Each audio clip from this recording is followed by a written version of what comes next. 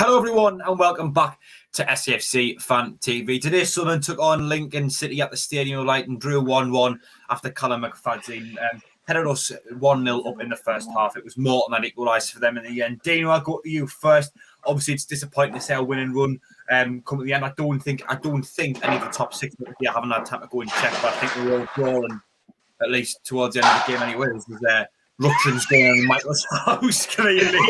Yeah. He's kept his mic muted. Dino, would have been nice to see us win today, but the performance really warranted. I can't hear you, mate. Honestly, I can't hear you. I can just hear crashing and banging. Like I was saying, it was disappointing, really. It would have been nice to see us win, but I don't think the performance really warranted us to win. Yeah, you know what, right? We had our spells in the game, but didn't create really the chances. Like, I can't really remember. We were testing the keeper a lot, whereas Lee Burge made 2 or 3 good saves, what I remember. There was spells in the game where we took charge of the game, kept possession well, we had them on the back foot, and then them had possession and kept us on the back foot late, really in the second half. We did try and change things by bringing subs on, but it didn't really affect the game much. I mean, Chris Maguire was ineffective. Even Ross Stewart was very ineffective. But I put that down to we're not feeding the strikers very well. The crossing was terrible. I couldn't really remember any were actually winning any headers. Overall, a draw was probably a fair result. Well done, Lincoln. I think they played all right in spells. I thought they'd done quite well. Well, it's not a bad result. We didn't win, but we didn't lose. It's a point. No, we didn't, mate. But I think that's all the teams in the top 6 drew today. I think all the teams in the top 6 drew. So, if anything, it doesn't really affect the league that much with this result. About 30 seconds before full time, that was the case anyway. I don't know. Everyone watching this will probably know if all the teams in the top 6 drew today. But anyway, Michael, I thought it was a fairly lacklustre performance today. I thought White in particular was one player who struggled to get into the game, and often a lot of our result relies on him, really. Well, yeah. Well, just quickly, I've got the results in front of us. So bear with us. So yeah, Doncaster drew 2-2 with Gillingham. Charlton drew 2-2 with Wimbledon. Obviously, Rochdale and Peterborough was 3-3. Shrewsbury 1, Hull 1, and then obviously our game was 1-1. I think, and Oxford got, yeah. So it could have been a lot worse. It could have been a lot worse, but at the same time, considering every time we go 1-0 up and we don't win, which to be fair to the lads, we do. I think they do deserve credit for the fact this is the first time in ages that they've dropped points. Well, obviously since Crew, but you know what I mean. That was like a month ago, pretty much. We've done all right recently, in fairness. And yes, I agree. I think the second half, I thought first half we shaded it, whereas I think the second half Lincoln came into their own and fair play to them, deserved the equaliser. Obviously, from my perspective, I thought that 09 got turned too easily for the goal, but Lincoln could argue McFadzean shouldn't be winning a header for our goal. So it's just all about, it's just about managing the game. I think that I was a little disappointed with our response to the equaliser. I felt it took us about 10-15 minutes to get going again, but that could have been down to Lincoln not letting us get a settle into the game, which is what they should have done. Fair play to them. A draw in the end for me was a fair result.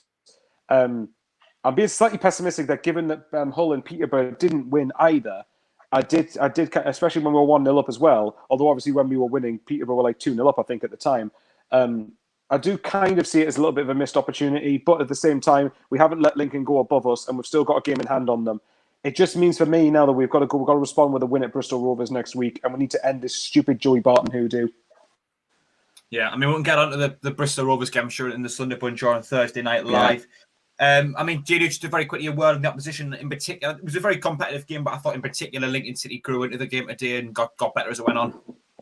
They did. I mean, a load of their play came down the left side. For their goal, I thought Luke 09 got ball greedy. I felt like he thought he could win the ball, and that allowed their player to turn him. Dion Sanderson tried to cover him, but unfortunately couldn't get his leg there when he took the shot. And Lee Burge, I mean, people might blame Lee Burge. He should have made a save, but he's about 8 yards out and he's absolutely rifled it in the right. I think it was the right corner. I mean, it's one of them. And like Michael says, like Lincoln can argue, how's McFadzean, probably the smallest person on the pitch, won a header against, I believe it was Regan Poole, who's probably 6 foot or something.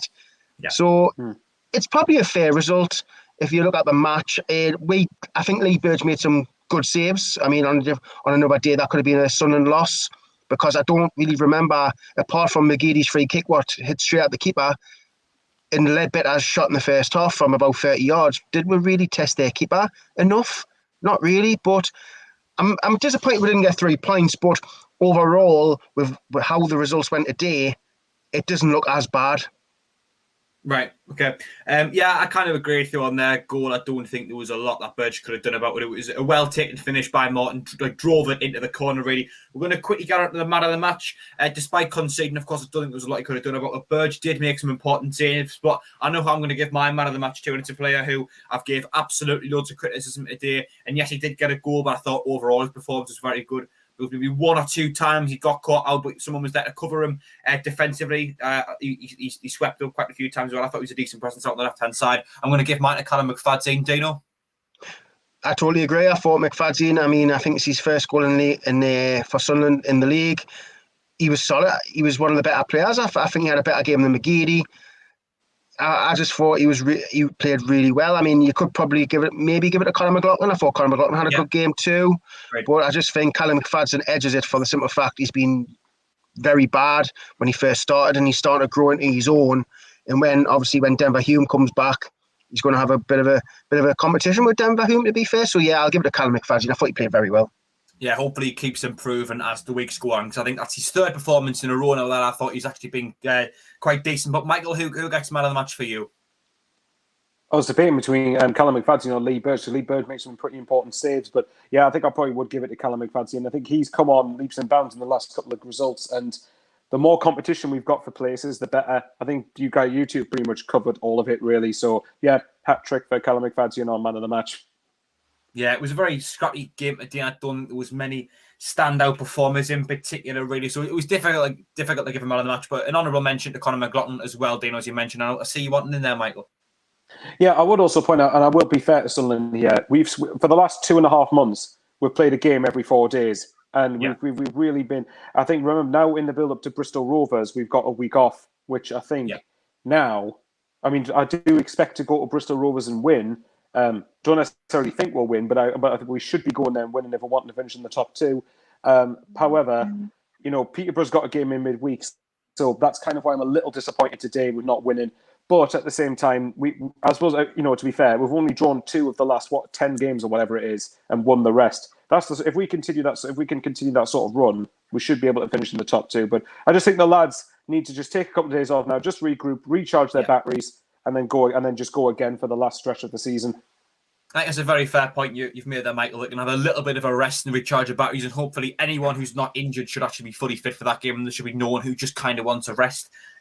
Overall, though, I don't think it's actually too bad of a result. I mean, if you watch me in the last 10, 15 minutes of that game, I was all over the place, and I was and getting disappointed that we weren't scoring a goal, and I was really disappointed to see our win and run come around. But overall, I know they're in poor form recently, they're struggling with injuries, but Lincoln are a decent side.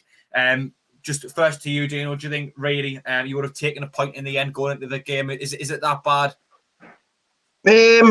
No, I mean, I think Michael Bowers actually got the result right. I'm sure Michael Bowers went 1-1. Yeah, so, and I know Jacob in particular. It was to baffle that I went 1-1. So I didn't want to be right. I wanted everybody else to be right, but there you go. I was tempted by 1-1, but I thought, you know what, we are keeping clean sheets and we are scoring the 1 goal. So I thought that's how it would be. So it was always going to be a close game, and it was a matter of taking your chances. We took ours. Them took one of theirs because they did have another 2, which Lee Burge done very well. So in fairness, it's a good point. I know we are winning, but I'm going to say it was a good point. Yeah, Michael, just very briefly, is today actually an all right point, really, all things considered? It's not too bad. I think it's all right considering the other results. If Hull and Peterborough won, I would have said that's to an extent. I do kind of still feel that's 2 points dropped, but that's only because we were winning 1-0, and I always want to hold on to a lead when we get it. But realistically, that's not always going to happen. So it's okay as long as this doesn't become a winless run. And to be fair to the lads, the last time we had a draw, we responded to it with back-to-back wins. I think it was something like 3 or 4 wins on the bounce in the league. So we need that sort of response again. But we've got a week off now, so take advantage of it. Dino, I know you want in there, but we have hit the 10-minute mark, so just make it very brief. We're still unbeaten. How many games? So I'll take it. Yeah, lads. Yeah, I'm fair just looking at the league table now. 2 points behind Peterborough in second, who played the same amount of games, as in 5 points behind Hull, who've got 2 games in hand on. We've played 35 games. It's 11 more cup finals, and we're going to really see what this team's made out of. But thank you for every single person who's joined us. If you have enjoyed the review, please do give us a like. Just hit that thumbs up icon. If you haven't already, please do subscribe to SAFC Fan TV. But we'll be back tomorrow to talk about this game in further detail, as well as talk about whatever else, and get the other lads on the channel as well and get their thoughts on the game. For myself, Jack Dodds, from Dino Algar, and from Michael Bowers, thank you for watching the review, and we'll see you tomorrow on the Sunday Punch. Bye-bye.